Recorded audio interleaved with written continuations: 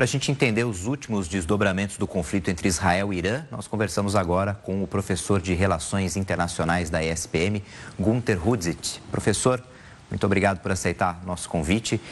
Eu queria saber do senhor uma avaliação desses desdobramentos de ontem para hoje, aquele primeiro dia de mais tensão na sexta-feira, e hoje voltamos a ter registros de ataques iranianos e israelenses. Como que o senhor avalia esse segundo dia de conflitos? Boa tarde, professor. Boa tarde, Renato, e a todos que nos assistem. Obrigado pelo convite.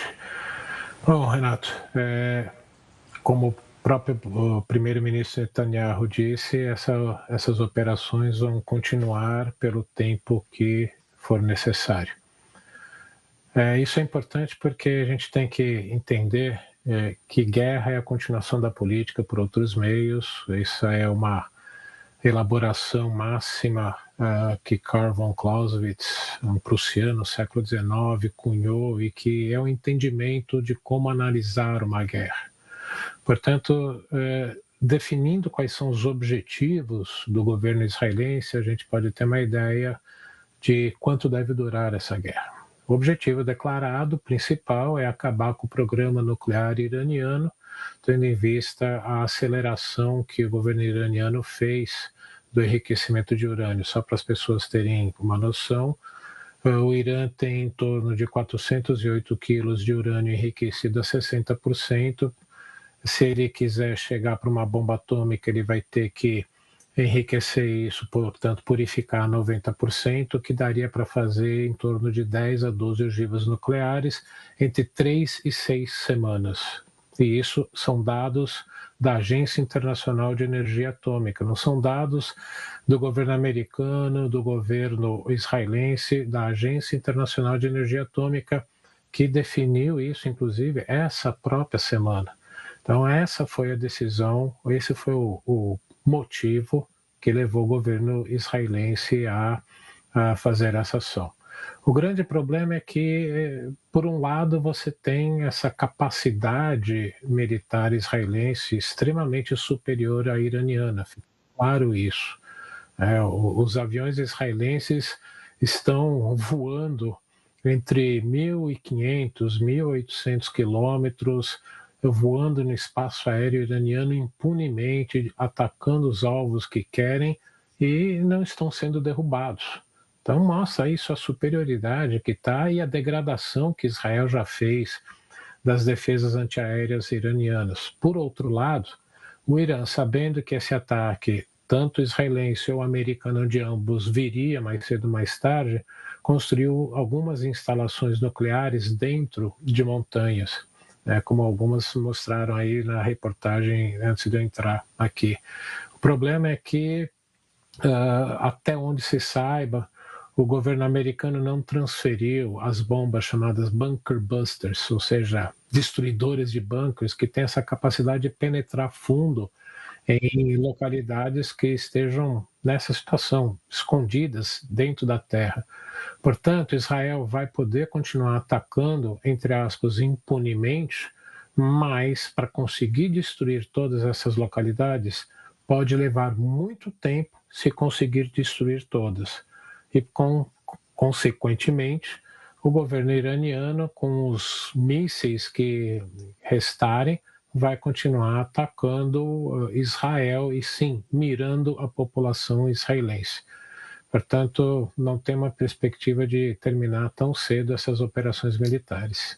Professor, como que o senhor avalia a atuação até agora do Mossad, o serviço secreto de Israel? Porque uma fonte militar de Israel declarou a Reuters, detalhou algumas das ações que foram feitas como preparativos para esse ataque e que o serviço de inteligência se infiltrou em território israelense, instalou dispositivos para comprometer o sistema antimísseis do Irã e também, como o senhor citou, Israel tem uma liberdade, uma certa liberdade para cruzar os ares de Teherã. O Mossad, portanto, foi fundamental para esse ataque, para essa série de ataques tão precisos de Israel?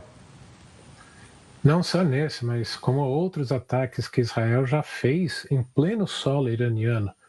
É que, com tantas informações, já se esqueceu. Israel conseguiu matar um dos líderes do Hamas, né, em plena Teherã. Plantou uma bomba no quarto de um hotel da Guarda Revolucionária Iraniana, ou seja, conseguiu entrar literalmente no coração, né, da principal estrutura militar iraniana. Então, não me surpreende isso, mas agora também há que se tomar um certo cuidado. Muitas vezes, esse tipo de operação se dá um destaque muito grande para não chamar atenção para outras. Tá? Por exemplo, os caças, como eu disse, os caças israelenses voando entre 1.500 e 1.800 quilômetros, isso em linha reta. Eles têm que voar em baixa altitude para não serem detectados, fazer manobras evasivas. Hoje, o F-35, que é o caça americano mais avançado que Israel tem, e que não é a grande maioria, só tem aproximadamente 10% talvez desses aviões que foram usados nessa operação, consegue voar 1.500 quilômetros. Portanto, eles tiveram que ser reabastecidos em voo.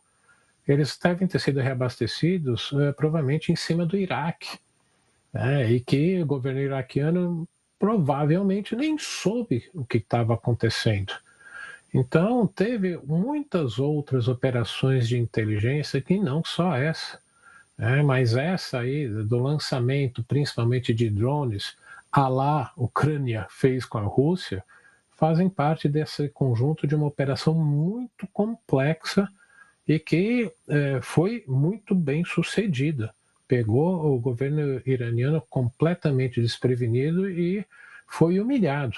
Foi humilhado porque boa parte da sua liderança militar foi eliminada em Teherã, né, na capital do país.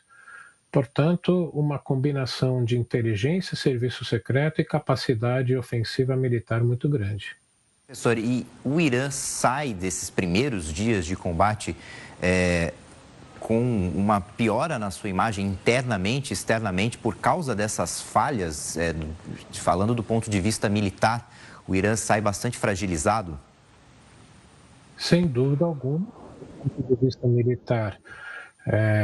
Essas imagens mostram claramente a destruição de vários sistemas de defesa antiaéreo, vários sistemas ofensivos, localidades com atividades nucleares.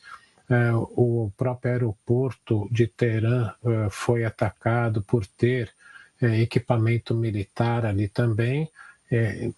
E por isso mesmo as falas tão duras do governo iraniano, né, prometendo reações muito fortes que Israel, né, eles nem dizem Israel para não dar legitimidade ao governo israelense, eles dizem a entidade sionista ocupadora da Palestina vai sofrer fortemente com isso, mas o Irã saiu enfraquecido e o que é pior para o regime iraniano, uma humilhação para a própria população iraniana.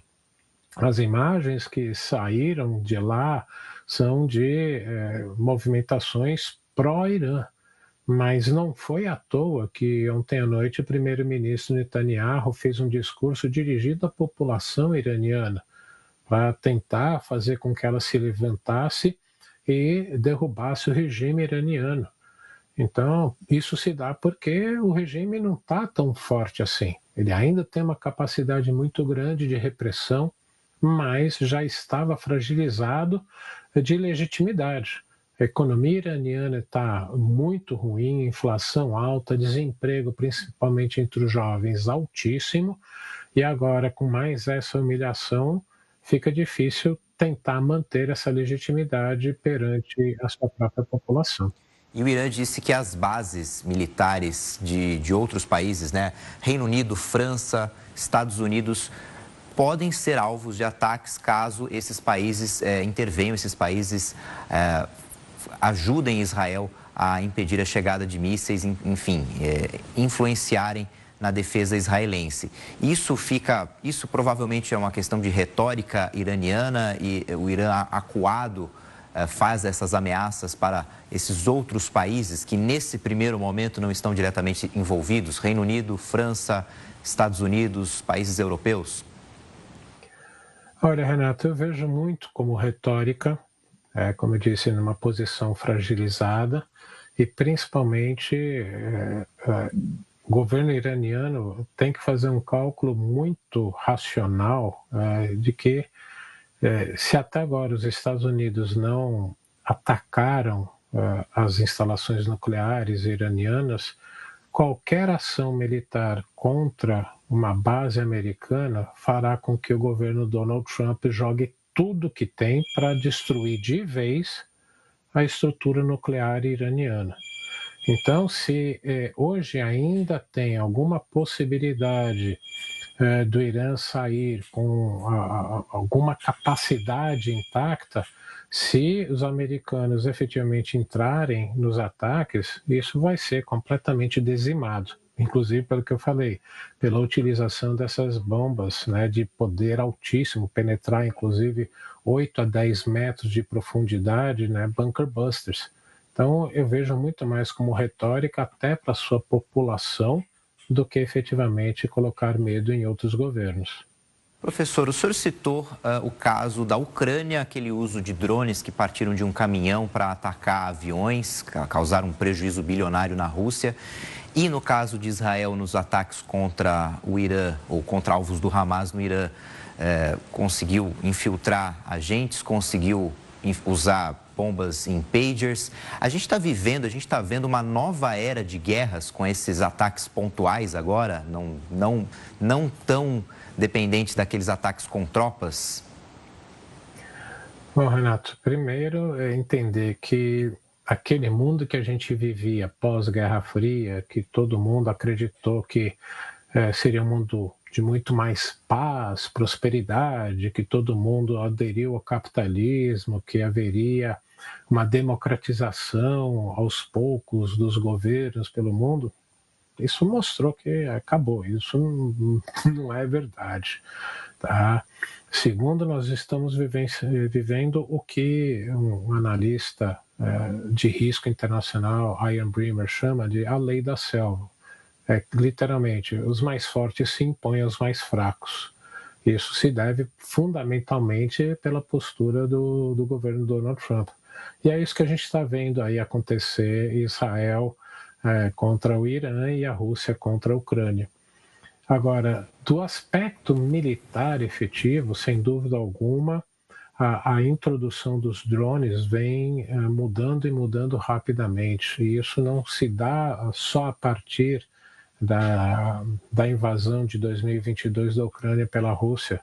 No conflito entre Armênia e Azerbaijão também já tinha acontecido isso, vem num crescendo e efetivamente mostra que esses equipamentos fazem com que a gente esteja passando por uma nova era da organização militar, o que nesse campo de estudo chama-se Revolution in Military Affairs, ou Revolução em Assuntos Militares. De tempos em tempos, uma nova tecnologia ou uma nova forma de organização é introduzida que revoluciona a forma de fazer guerra. Isso não significa que os exércitos vão deixar de existir, que marinhas vão deixar de existir, forças aéreas, mas a introdução de drones nesses três ambientes revoluciona muito a forma de fazer a guerra. A Ucrânia, por exemplo, um país sem marinha, conseguiu afundar mais da metade da marinha do Mar Negro da Rússia, e essa marinha teve que se refugiar. Fez esses ataques tão espetaculares e agora tem mais uma ação com drones, agora por parte de Israel. Então, efetivamente, sim, nós vivenciamos uma nova era do como organizar forças armadas no mundo. Isso é importante porque quem não fizer isso, quando se envolver numa guerra, vai se dar muito mal. Professor Gunter Hudzit, muito obrigado pela atenção, muito obrigado pela entrevista, pelas explicações, por trazer todos esses detalhes para a gente entender melhor esse conflito. Obrigado, uma boa tarde. Eu que agradeço, boa tarde e bom fim de semana a todos.